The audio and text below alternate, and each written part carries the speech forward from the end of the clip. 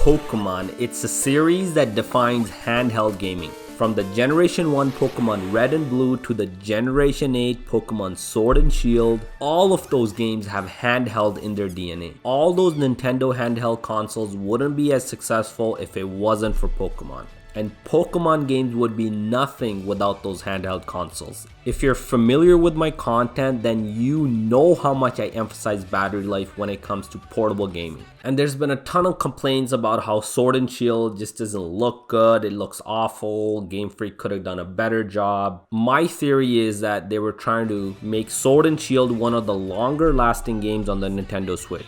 I mean, the graphics are better than the Generation 7 Pokemon Let's Go, but let's be honest, there's a ton of Nintendo Switch games that look much better than Sword and Shield.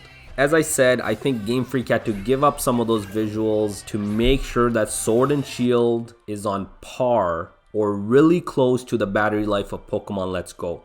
And that's exactly what I want to test out today, the battery life of Pokemon Sword and Shield versus the last Pokemon game, Pokemon Let's Go on the Nintendo Switch. I'll compare the battery life on both consoles, so that's a Nintendo Switch Lite as well as the bigger Nintendo Switch. Now, a couple of months back, I already tested the battery life of Sword and Shield, and the results from that video are shown on the screen right now. At that time, I did testing under 3 settings, so that was the maximum settings where I have brightness at maximum, sound at a maximum, and I was always connected to Nintendo Online. Medium settings where the brightness and sound was set to medium settings, and I had airplane mode turned on for most of the test.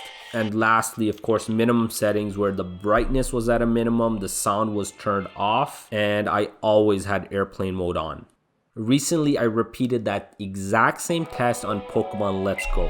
The results of that are on the screen right now. As you can see, I tested both the Nintendo Switch Lite as well as version 2 of the Nintendo Switch. Once again, the 3 settings, maximum, medium, and minimum. And here you can see the difference between the two Pokemon games is not that much. On the Lite, you're gaining about 10 to 20 minutes, and on the regular Switch, you're only gaining about 2 to 8 minutes. So in defense of Game Freak, they did manage to make a better game with a larger scope. It's a bigger game with better gameplay, better visuals of course, and they did all that while keeping the battery life really close to the older Pokemon game.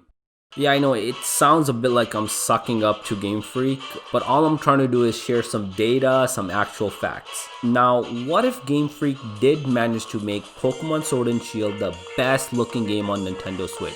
What would happen to the battery life? And to find out, let's look at one of the most demanding games on the Nintendo Switch, The Witcher 3. The battery life of The Witcher is up on the screen right now, both with the Lite and the Nintendo Switch. Again, at maximum, medium, and minimum settings, and you can see the difference. If Game Freak made Sword and Shield look like The Witcher, on the Switch Lite, you're losing up to 50 minutes of battery life. And on the regular Nintendo Switch, you're losing about an hour and a half of battery life. Now, maybe Game Freak didn't have to go as far as The Witcher 3, but they at least could have made it look as good as Zelda Breath of the Wild. I mean, Breath of the Wild is really still, after years, the best game on the Nintendo Switch. The game was originally developed for Wii U and then ported onto the Nintendo Switch. The battery life of that is up on the screen right now, both with the Lite and the regular Nintendo Switch at maximum and minimum settings. And in this case, you can see there's not a big difference when it comes to the Lite. You're only losing about at most 19 minutes. However, it's really interesting that you're losing up to 56 minutes on the bigger Nintendo Switch. And the reason for that is Sword and Shield does have an online component. So when I had airplane mode turned on at the minimum settings, there's a big jump in battery life. While for Breath of the Wild, it's not a big difference if airplane mode is on and off because you're never really connected to Nintendo Online.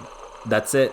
That's my little theory on why Sword and Shield doesn't look as good as fans would like it to be. Now, I know not everyone has the newer model of the Nintendo Switch. So just to close off, on the screen right now is the battery life of all the games I talked about on the old version 1 Nintendo Switch console. I'm going to close off there. Let me know in the comment section if you agree with me or you think I'm full of you know what.